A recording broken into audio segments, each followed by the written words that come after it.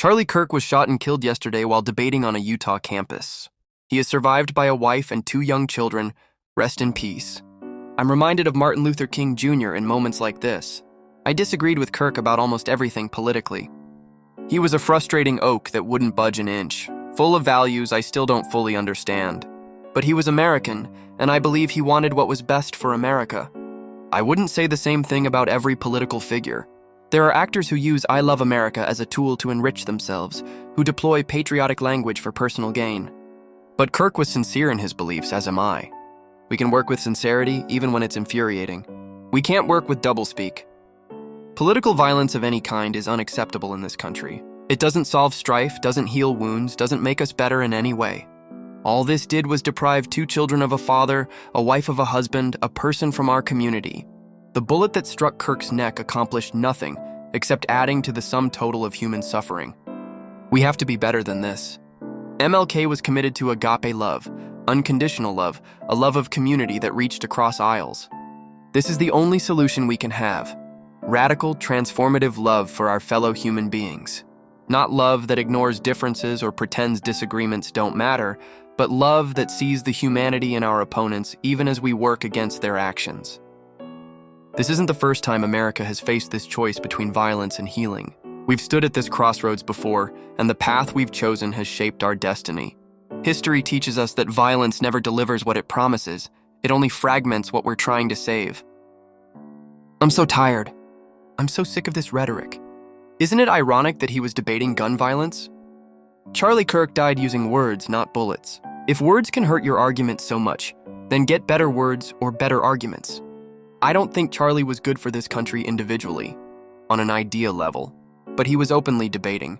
This requires us to not hide behind weak ideas, but sharpen steel on steel. Anyone celebrating today, be ashamed of yourself. Look inward at who you are as a person. You're an angry mob with no morals or real conviction. You think this will work, huh? That one death will solve anything. You're so educated. Pick up a book. Read What Violence Costs. The scars it leaves. The people that go down that road never come back the same. If you think you're ready, you're not. No one is. Violence isn't salvation. It's not rescue. It won't leave us with more but less. It's necessary sometimes, but never political murder. Never in the silencing. Always for a stronger idea. Rest in peace. I'll miss sharpening my iron on your ideas, brother. Abraham Lincoln's assassination on April 14, 1865, stands as perhaps the most consequential act of political violence in American history. Not because it succeeded in its immediate aims, but because of how thoroughly it failed to achieve anything meaningful while devastating the very cause it claimed to serve. John Wilkes Booth pulled that trigger believing he was striking a blow for Southern dignity and white supremacy. Instead, ensured that Reconstruction would be far harsher and more vindictive than anything Lincoln had planned. The great emancipator had envisioned a restoration based on malice toward none and charity for all. His successor, Andrew Johnson, proved far less capable of the political finesse and moral authority needed to heal a fractured nation.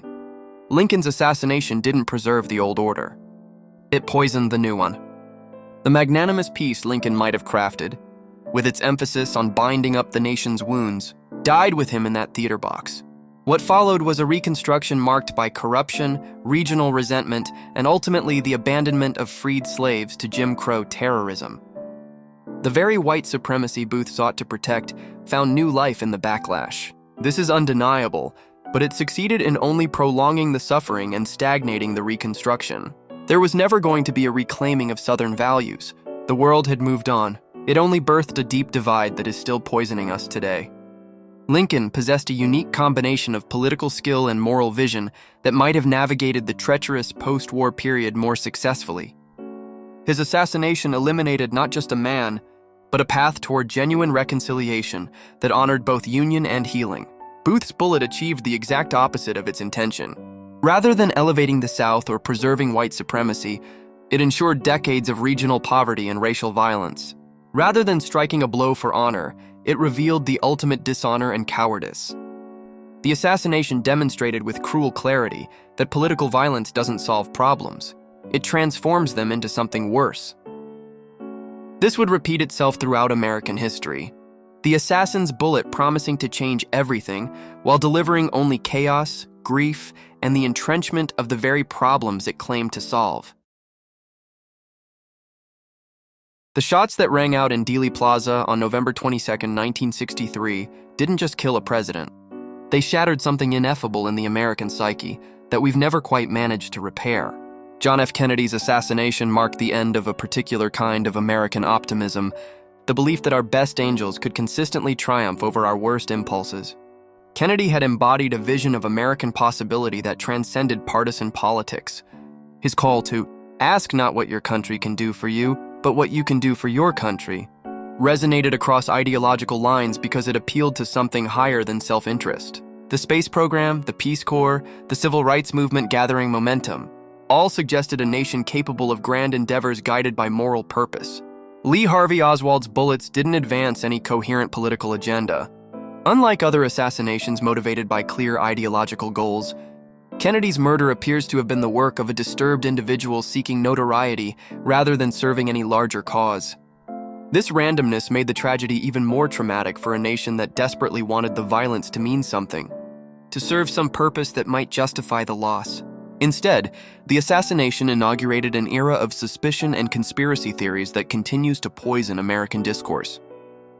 The conspiracies themselves can never be satisfied, an Ouroboros fattening itself on the ideal that someone is in control.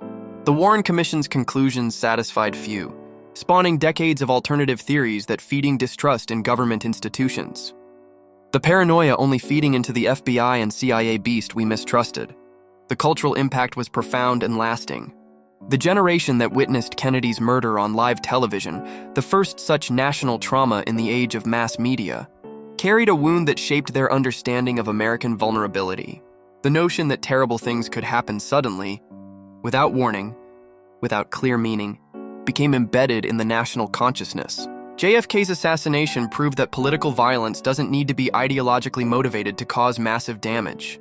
Sometimes the meaninglessness is precisely what makes it so destructive, leaving a wound without a clear path to healing. Martin Luther King Jr.'s assassination on April 4, 1968, represents perhaps the greatest tragedy in this litany of American political violence because it destroyed the most promising road to heal the nation's deepest divisions. King hadn't just been a civil rights leader. He had been democracy's greatest practitioner of transformative love in action. His philosophy of agape love and nonviolent resistance offered America a path toward racial reconciliation that honored both justice and healing. King understood that lasting change required not just policy victories, but a transformation of hearts and minds. His approach acknowledged the full humanity of both oppressor and oppressed, creating space for redemption rather than simply retribution. The bullet that killed King in Memphis didn't just silence a voice. It shattered the roads he had built for channeling righteous anger into constructive change. His method had been working, slowly and imperfectly, but working nonetheless. The Civil Rights Act of 1964 and Voting Rights Act of 1965 had shown that nonviolent resistance could achieve concrete legal victories while maintaining moral authority. James Earl Ray's rifle accomplished exactly what King's philosophy opposed. It turned potential reconciliation into further division. The riots that erupted across American cities in the wake of King's death, while understandable expressions of grief and rage, represented the collapse of his nonviolent approach. The movement fractured between those who maintained his commitment to peaceful change and those who embraced Black Power's more militant stance. King's assassination was particularly devastating because it eliminated the bridge builder precisely when healing was most needed. He had been working to expand his movement beyond civil rights to address economic inequality and opposition to the Vietnam War, issues that could have created multiracial coalitions. His planned Poor People's Campaign might have forged connections between oppressed communities across racial lines. Without King's unique moral authority and strategic vision, the movement lost its center, the possibility of achieving racial justice through beloved community. King's vision of an integrated society based on agape love died with him on that motel balcony, leaving America to struggle with more fragmented and polarized approaches to its deepest problems. The attempt on Ronald Reagan's life on March 30, 1981, demonstrates with perfect clarity why political violence serves no one, not even those who resort to it. John Hinckley Jr.'s bullets. fired in a deranged attempt to impress actress Jodie Foster, advanced no political cause, and achieved no meaningful change beyond trauma and increased security. Reagan's survival might suggest this assassination attempt was somehow less significant than successful murders. But its impact on American political culture was profound and lasting. The shooting marked a turning point toward the militarization of political life. More security, more barriers between leaders and citizens, more suspicion and surveillance. Hinckley's actions didn't weaken Reagan politically. They strengthened him. The president's grace under pressure, his humor in the hospital, "Honey, I forgot to duck," and his quick recovery enhanced his public standing and gave him additional moral authority for his agenda. If Hinckley had harbored any political goals, the assassination attempt achieved the opposite. More importantly, the Reagan shooting illustrated how political violence builds lines in the stone, creating permanent divisions and defensive structures that make democratic discourse more difficult. The increased security apparatus around political figures, while necessary for their safety, creates physical and psychological barriers between leaders and citizens that didn't exist before. The attempt also contributed to a culture of political paranoia that has only intensified over the decades. Every subsequent threat against a political figure gets measured against Reagan's shooting, creating an atmosphere of constant vigilance that transforms the very nature of political engagement. Politicians must now consider personal safety in ways that inevitably affect their ability to connect with constituents. Perhaps most significantly, Reagan's shooting demonstrated that political violence doesn't serve the violent. Hinckley spent over 3 decades in psychiatric detention, his life destroyed by his moment of violence. He gained nothing. Not Foster's attention, not political influence, not even notoriety beyond the infamy of attempted murder. The Reagan assassination attempt proves that political violence is ultimately self-defeating, creating exactly the conditions: increased security, political polarization, public fear. Charlie Kirk is dead, and his death changes nothing except to add another family's grief to the sum total of American sorrow. His assassination won't advance progressive causes any more than the attempt on Reagan advanced leftist goals. It won't heal divisions or solve problems or make America more just. It will only build more lines in the stone, making the democratic discourse we desperately need even more difficult. We've seen this movie before. Lincoln's assassination poisoned Reconstruction and extended the very racial oppression it claimed to protest. Kennedy's murder inaugurated an era of suspicion and conspiracy, thinking that continues to poison our politics. King's death shattered the most promising framework for achieving justice through love rather than vengeance. The attempt on Reagan showed that violence serves no one, not even those who resort to it. In each case, the pattern is identical.